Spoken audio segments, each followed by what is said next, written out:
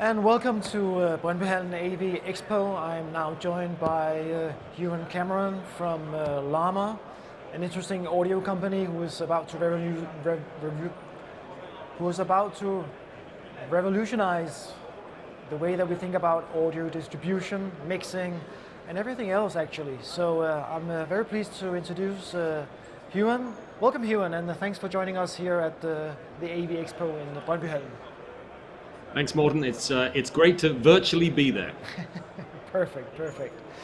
So I stumbled on LAMA through some emails I got, and I looked into it, and I thought, oh my God, this is just another virtual mixer in a box. And I read into it, and I got really pleasantly surprised that you guys have been working for quite a long time, trying to come up with a different way of thinking about audio and how to distribute audio, and to try to solve some scenarios for us broadcast sound engineers on how do we deal with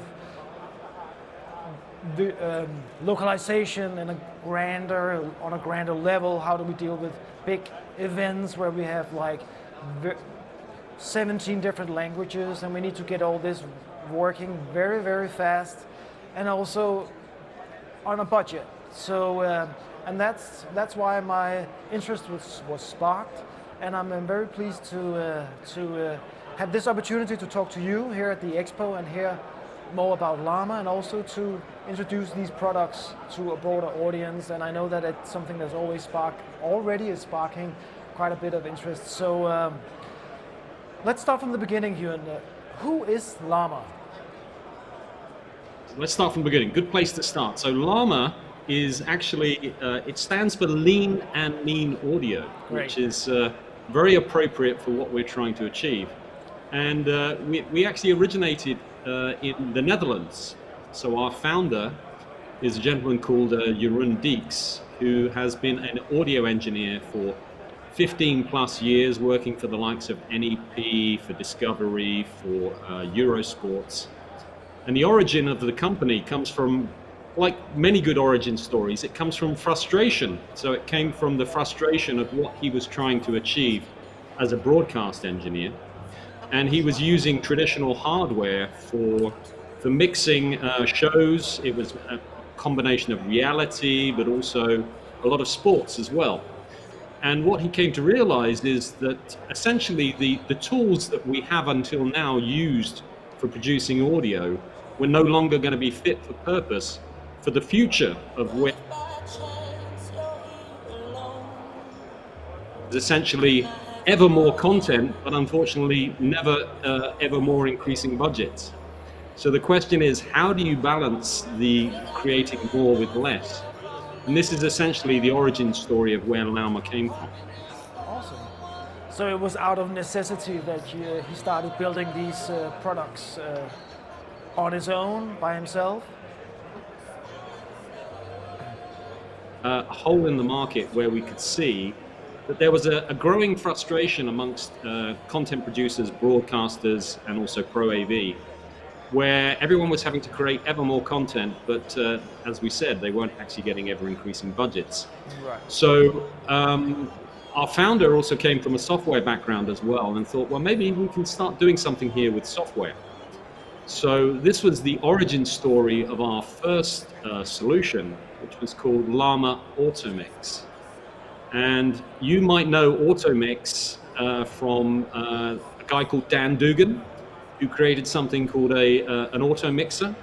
And essentially that was for leveling up microphones from multiple microphones open, be it for a Pro AV or for a broadcast scenario. Now, our LAMA auto mixer was actually originally designed in conjunction with Eurosports. And Eurosports have a very specific challenge, that they are producing multiple sports at the same time. And also they're producing it sometimes in up to 27 different languages. So you can imagine the amount of content that you're having to mix from an audio perspective. So we created LAMA Automix to specifically address this particular challenge. And essentially what it does is it does completely the end-to-end process of mixing. So it's not just the balancing of microphones, compression, it's auto-limiting, it's raw inputs to completely polished outputs. And Eurosports have now been using us since 2020, which was when we were originally founded. And they, as an example, on the last Olympics, they ended up doing something like 15,000 commentary sessions. I think it was 19,000 hours of commentary. And at one point they had 309 simultaneous commentary sessions running through our software. So if anyone says that software-defined workflows are not reliable, I think we can quite safely put that fallacy to bed now. Sounds like it. And was this the AutoMix product that was in place at the Olympics, or was it some of your other products as well? Yeah, no, at that time it was purely the AutoMix product, but since then we have worked with a number of big broadcasters, such as Sky in the UK, to develop our two other main products. And those solutions are LAMA Connect, which is our software patch bay and protocol converter. And calling it a patch bay and protocol converter is really not giving it enough justice, because it really is kind of a one-stop shop for many, many audio problems that people now face today. So it's enabling the ability to connect both analog products through ASIO, but also all these different IP audio protocols that we're now facing within the mix of this wonderful, wonderful world that we're now facing, such as Dante, AES-67, and also we've done something very interesting with NDI as well. So using NDI audio for enabling workflows, both from a local area network perspective, but also for the cloud as well, which I guess we can talk about in a minute. The other product that we also developed was LAMA Mix.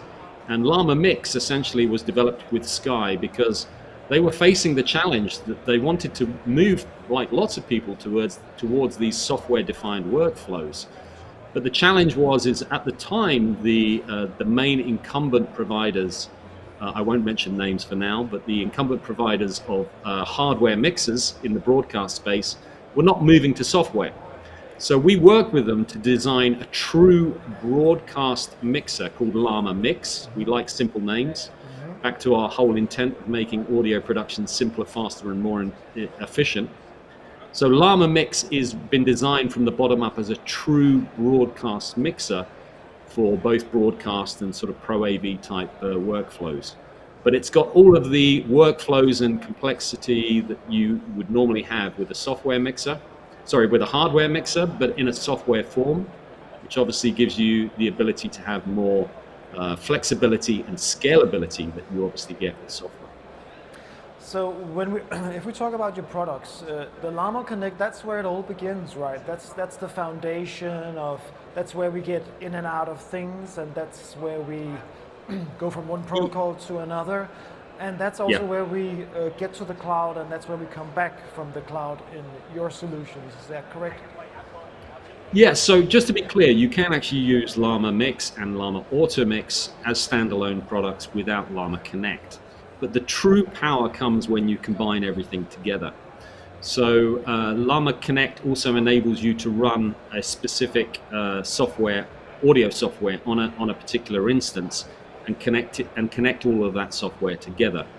So you're absolutely correct. LAMA Connect is also the key component of our audio-based workflow for the cloud. So we're using LAMA Connect combined with NDI audio, and using that protocol, we can actually send up to 256 channels of audio in and out of the cloud, which is great from a flexibility perspective. But it's also, we're able to send MIDI control data over NDI metadata, which enables you then to connect a physical controller on the ground to the cloud to control a software-based mixer like LAMA Mix. So in this way, we've actually got clients who are already using the cloud for quite complex workflows for audio mixing for both sports and currently news. Right. And talking about the cloud, because that's where I feel a lot of people are, dropping their jaw, is that you can actually have a mixer instance in the cloud and operate it from the ground. That's correct, right? Yeah, absolutely, absolutely.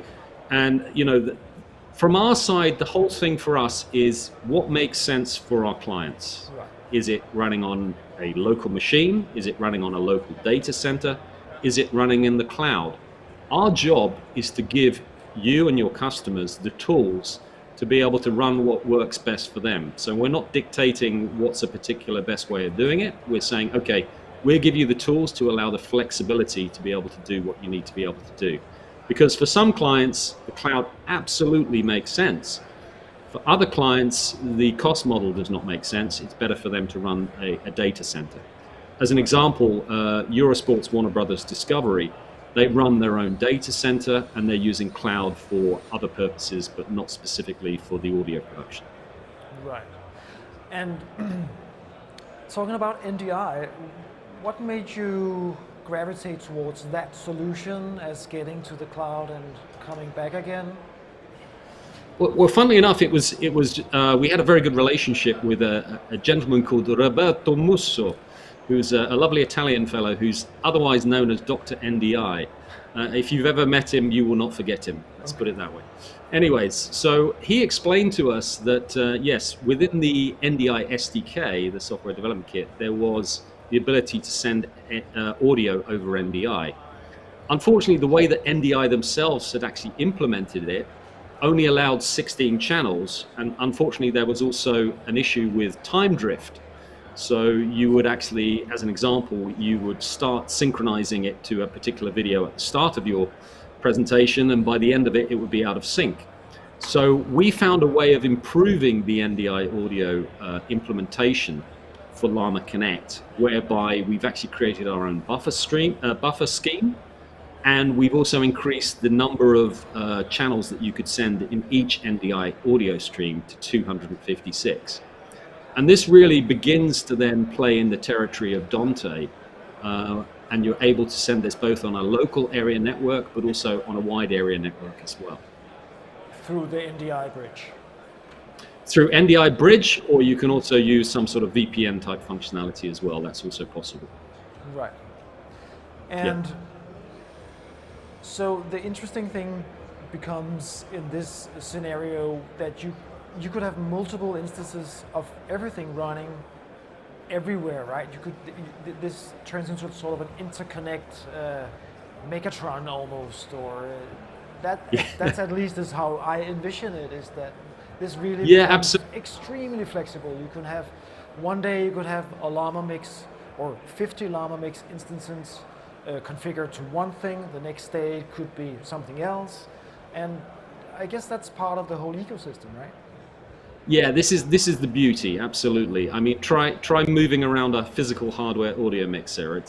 It's not an easy thing to do at the best of times, but this is the joy of software-based workflows.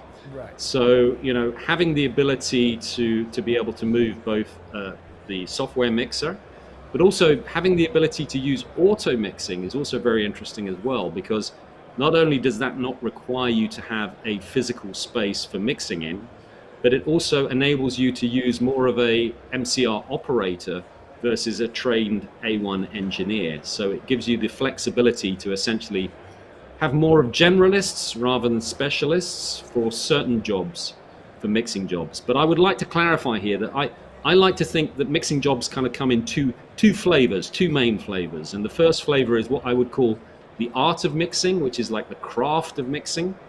And if you're talking about, say, for example, the opening ceremony of the Olympics, then I would definitely see that as an art. I'd definitely see that as a craft. And this is where I think you would use something like a LAMA mix to actually craft that mix. However, there are a lot of jobs out there that are repetitive, what I would call more volume-based jobs, such as commentary, such as news. They're more sort of repeatable methodologies and repeatable type shows. And this is where automation can really come in.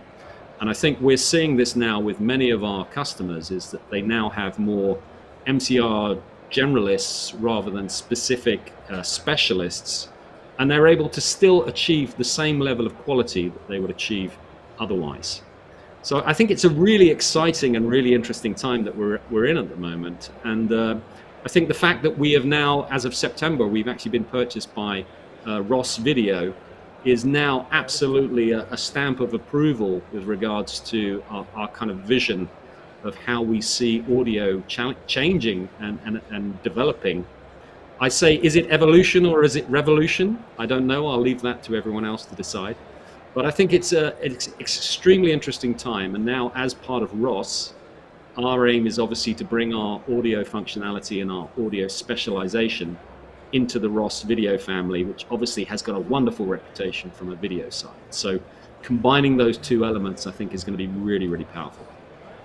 And could you reveal any of any exciting product enhancements or integrations when we talk about the Ross acquisition that happened just recently, as I understand it? Yes. Yeah. So unfortunately, I can't give you too many details because we're literally 1 month.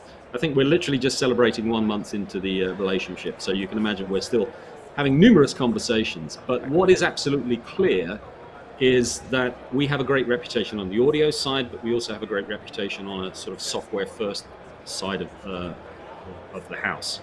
So the fact that Ross Video also has production facilities in Canada where they're able to produce amazing high quality hardware means that we can look at the opportunity for combining Ross's hardware capabilities with our software capabilities. And there are a couple of points that we can already talk about, which is the intent to create hardware controllers for LAMA mix. Right. So physical controllers with faders and something that's really integrated into the workflow of the software. So that's one opportunity.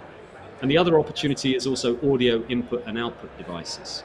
And I think this is also something that absolutely makes sense. And making those integrated in a way so that you can operate hardware from the software, and getting that software-defined flexibility and scalability combined with the hardware, I think is extremely compelling, and it's very, very exciting. Yes, because I was thinking that we should talk about, like, does this make hardware obsolete? And obviously from our conversation, it sounds like it does for some hardware, but you still need some other hardware to get into the LAMA world and then get out of the LAMA world and to control the LAMA world. Is that a good analogy for it? Yeah, I think so. Absolutely. I think that there is absolutely. Although software people would love to say there is the death of hardware, I don't think it's the case. I think it's using the appropriate tools for the appropriate purpose. And we've got these things. We've got fingers. So engineers still like to use their fingers for controlling mixes, and I think that will continue for a long while. So I think there has to be a human interface between the software and that is hardware essentially. So yeah, it's absolutely not that we're completely replacing hardware. What we're doing is we're saying it's more of a hybrid setup. It's more of a combining software and hardware in an intelligent way to take a fresh look about how we can actually produce high quality audio in a simpler, faster and more efficient way. It makes so much sense that you've joined forces with Ross, and it sounds so interesting. I think this is going to be a very, very interesting future for everybody involved in this project. And is that the end goal, to just have a fresh look at what we're doing in the audio world and try to see if we can be smarter, or is there an even bigger vision for you guys at LAMA? I think it's a good one to start off with. I mean, essentially, we've always been about how can we continue to create high quality audio, simpler, faster, and more efficient. All of us from the team come from an audio background whereby audio quality is absolutely important. We hate the sound of bad quality. It's something that physically makes me flinch when I hear bad quality audio. So, that is essentially what leads us and what drives us to look at how can we create these solutions that really achieve that high quality audio. But at the same time, we are all of us facing, the pressures of reality of having to create ever more content. And how do we do this in a smart and efficient way. I think that's fundamentally what our mission is to achieve, is how can we maintain that high quality, but at the same time do it in a smarter way. And before we finish, Ewan, there's just one thing that I've been asked quite a lot when I've talked to people about your project, and that is, what about the latency? How about you know, getting from A to B, getting up, getting down? What's give us a sort of a brush up on how you deal with that, or what are the numbers? So latency is really just dependent upon two main things. So if you're talking about latency on the ground, so on a local area network or within a particular system, it's mainly to do with the buffer size of the particular audio device, input and output device that you're actually using. So that's where the buffer size comes in. But you know, nowadays audio devices are capable of very, very low latencies. And I think the amusing point there is, a lot of the times audio is too fast. We need to delay it because it needs to then be synchronized with the video. So it's quite interesting from that perspective. So, you know, we're talking milliseconds, low milliseconds latency. So you can also use all of these products for live, even with a PA. It's fast enough to be able to use with a PA. So yeah, from a latency perspective there. The second point is obviously just physically transporting, you know, what is the distance for transporting audio, if you're talking about transporting audio in and out of the cloud. But that is also able to be done very, very fast as well. So, you know, we've had setups where we've actually been producing audio from the other side of the world, and it's still usable both from a control perspective and from a reaction perspective. So if you're controlling a mixer and you're making changes in real time, you're pretty much hearing that in real time, and perception-wise, you cannot perceive that there is a delay between moving a fader and actually seeing that fader move on the software. Right. So I think latency is a little bit of a fear that everyone faces, and I think what I would lay down as a challenge is, you know, contact us and let us show you that latency is absolutely achievable for the purposes that, you know, we're talking about here. Perfect. I think actually that was a really good way of rounding up, like how far you guys are moving and how fast you guys are moving. It's going to be very interesting to follow your project these next coming months and years. And as we in Danmon Group are the distributor of ROS video products in Scandinavia, obviously you become a part of our umbrella, and we're very excited to have you on board, and really looking forward to putting these products into the market and introducing people to a fresh look at audio production. We keep it at that. Thank you so much, well, thanks Ewan, and it's been a pleasure. Yeah, thanks very much for hosting me, and I wish you all a good show. And yes, we look forward. Hopefully this is the first of many, many conversations. It definitely is. Perfect. Thank you so much, Ewan. Cheers then. Bye-bye. Bye-bye.